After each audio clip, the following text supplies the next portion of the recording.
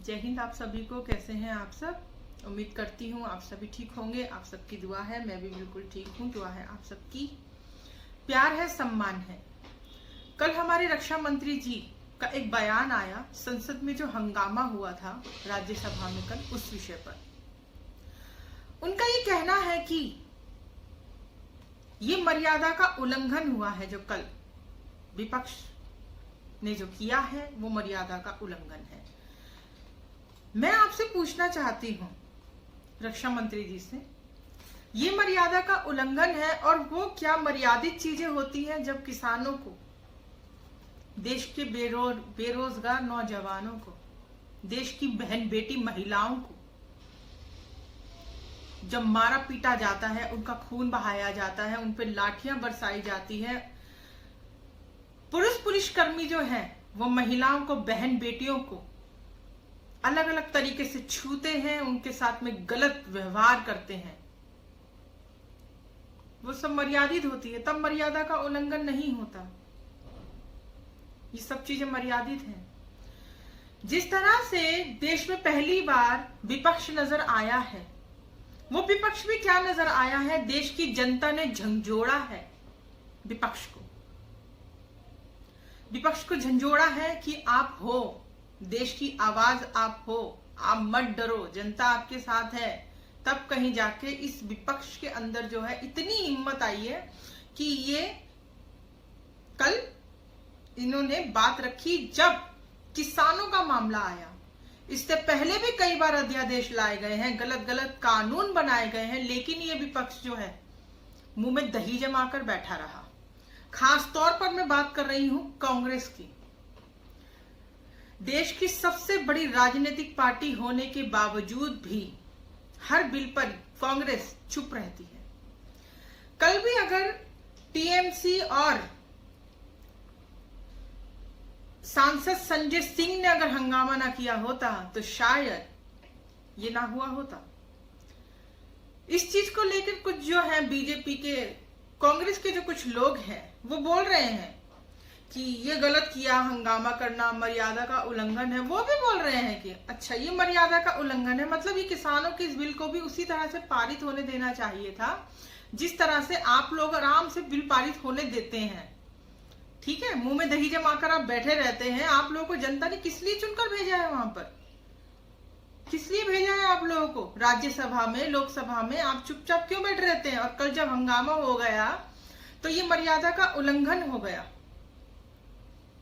ये मर्यादा का उल्लंघन हो गया। जो देश के किसानों को गुलाम बनाने की योजना लेकर ये सरकार जो आई है, उनका जो मंडियों का निजीकरण जिस तरह से किया जा रहा है, ये मर्यादित हो गया। पूंजीपतियों के द्वारा जो किसानों को बेचा जा रहा है, ये अमर्यादित, ये सब चीजें मर्यादित है, लेकिन आवाज उठाना अमर्यादित है, मर्यादा का उल्लंघन है।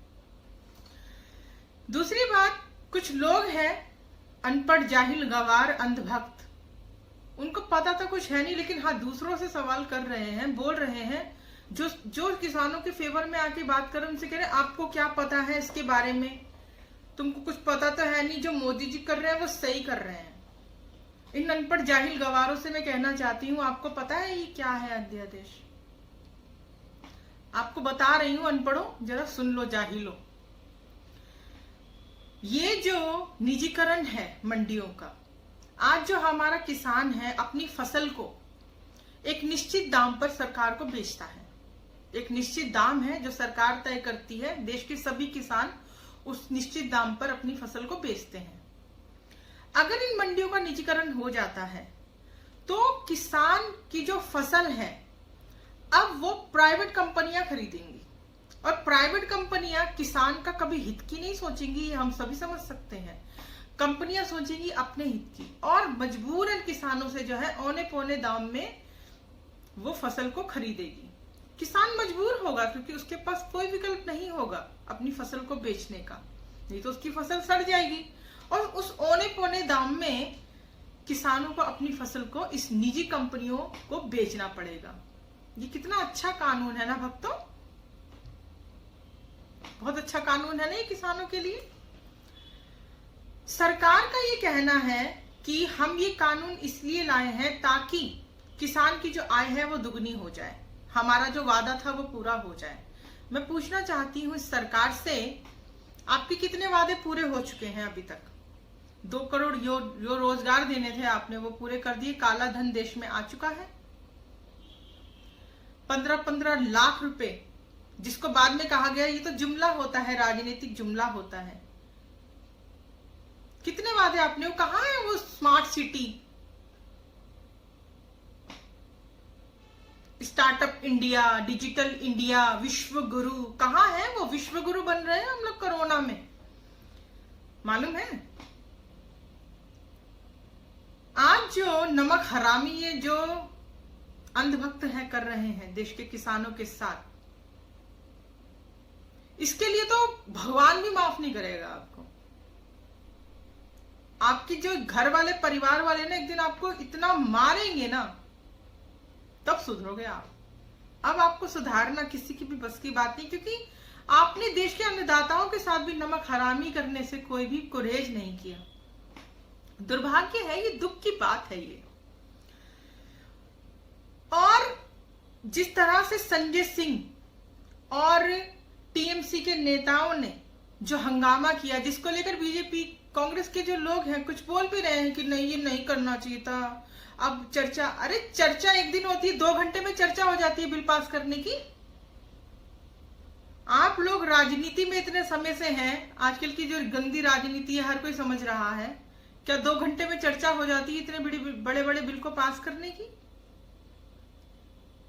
क्यों ये हंगामा पहले नहीं किया? मैं कांग्रेस से भी सवाल करना चाहती हूँ। देश की इतनी बड़ी राजनीतिक पार्टी, सबसे बड़ी राजनीतिक पार्टी होने के बावजूद भी कल भी आप चुप थे, कल भी आप इस अध्यादेश को आराम से पारित होने दे रहे थे।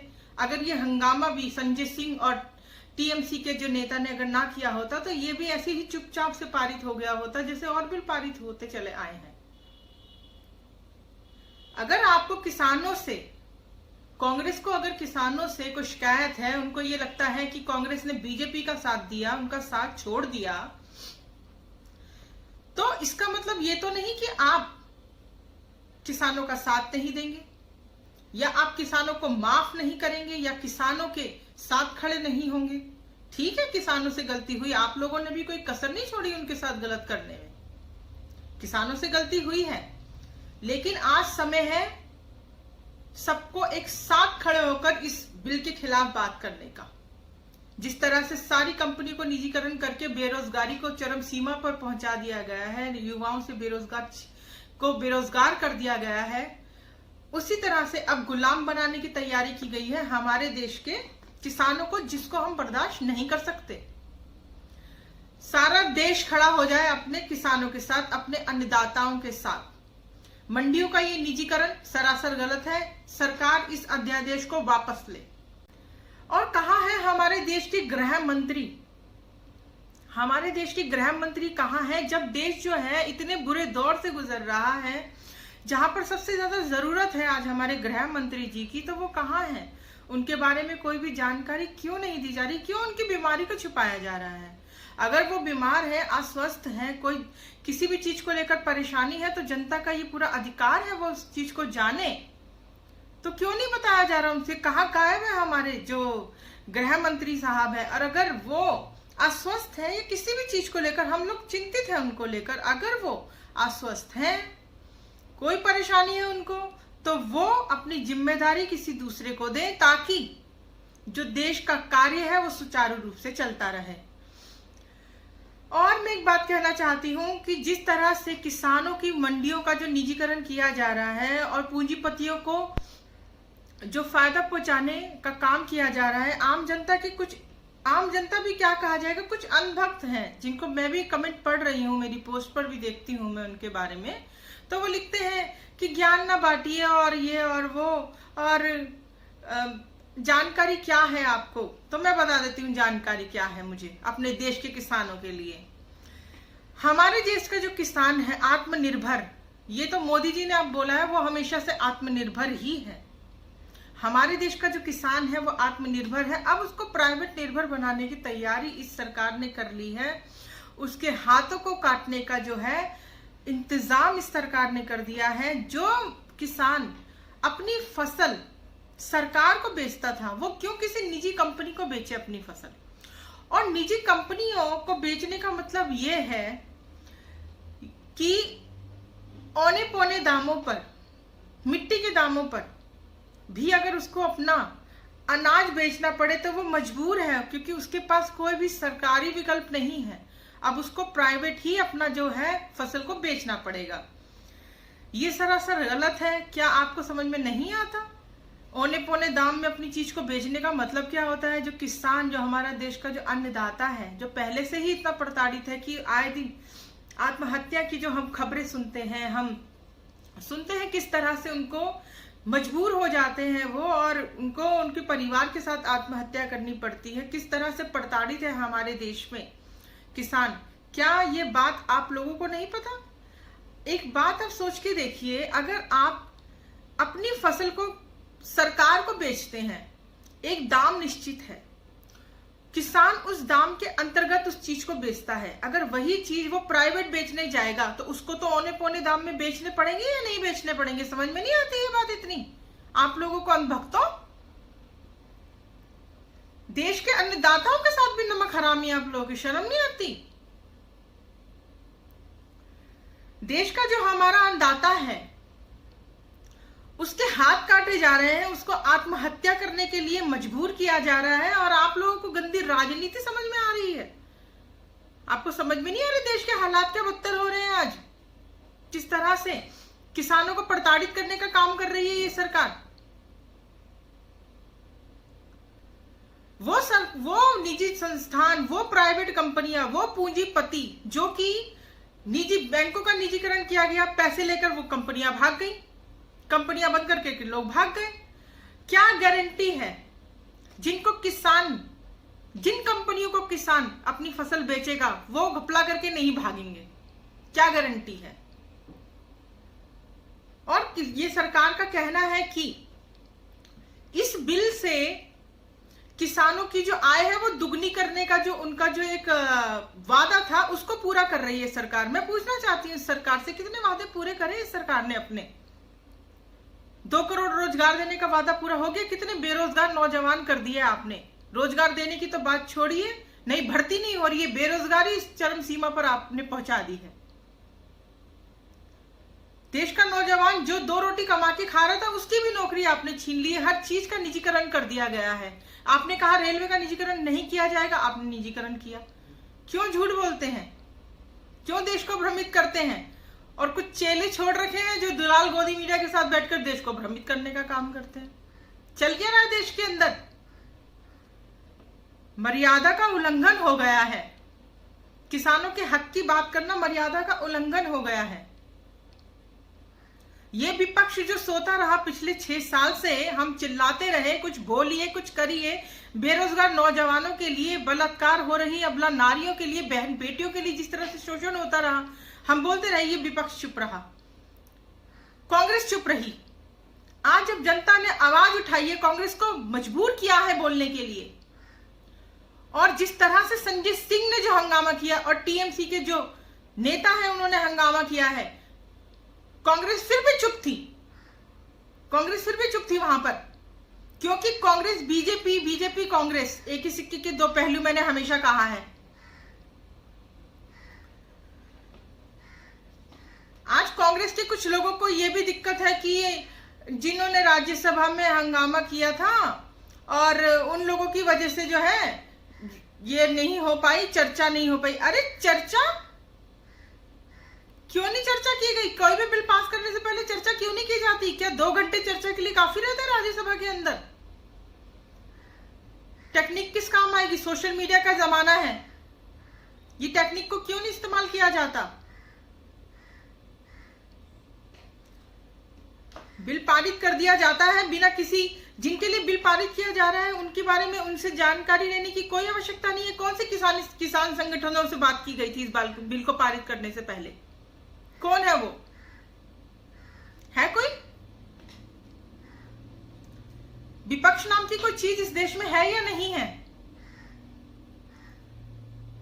बेरोजगार नौजवान नौजवानों के साथ जो होता रहा, अबलाओं के साथ जो होता रहा, बहन बेटियों के साथ जो होता रहा, जिस तरह से निजीकरण होता चला जा रहा है, जिस तरह से कोरोना महामारी, जिस तरह से आंकड़ों को लेकर आप देखिए पूरे विश्व में नंबर 1 पर हम लोग जा रहे हैं कोरोना के मामले में। मजदूर जिस तरीके से मरे हैं, मजदूरों का आंकड़ा तक नहीं है सरकार के पास। कितने मजदूर मरे उनका आंकड़ा नहीं है। ये मर्यादित है, ये मर्यादा का उल्लंघन नहीं है। किसानों को गुलाम बनाने की तैयारी है और ज्ञान बांट रहे हैं ये नमक हराम लोग दूसरों को। जो आज अपने देश के किसानों के साथ नहीं खड़े हैं, कांग्रेस को शिकायत है किसानों से, क्योंकि किसानों ने बीजेपी को चुना था। अब भाई बीजेपी जाने और किसान जाने, ऐसा नहीं होता है। आप विपक्ष हैं। अगर किसी से कोई गलती हुई भी है, अगर देश के किसानों ने अगर आपको दरकिनार करके बीजेपी को चुना था, ठीक है, उन्होंने विश्वास किया, उस विश्वास पे उन्होंने धोखा खाया, तो आपका ये क्या बनता है, फर्ज नहीं बनता आप लोगों का कि अपने किसानों के साथ दोबारा से खड़े हो कंधे से कंधा मिलाकर। क्योंकि किसानों ने उनका साथ दिया था, इसीलिए अब आप उनका साथ नहीं देंगे। गलत है ये बात। सबको एक साथ खड़े हो जाना चाहिए किसानों के मामले में। देश के अन्नदाताओं का सवाल है ये। मर्यादा का उल्लंघन।